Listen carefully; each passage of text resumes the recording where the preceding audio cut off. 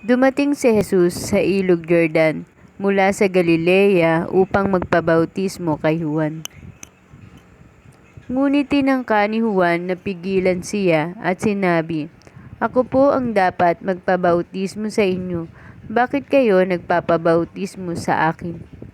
Subalit sumagot si Jesus, "Hayaan mong itong mangyari ngayon, sapagkat ito ang nararapat nating gawin upang matupad ang kalooban ng Diyos." Kaya't pumayag din si Juan. Nang mabautismuhan si Jesus, kaagad siyang umahon sa tubig.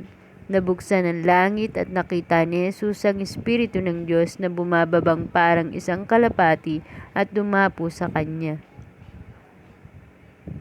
At isang tinig mula sa langit ang nagsabi, "Ito ang minamahal kong anak na lubos kong kinalulugdan."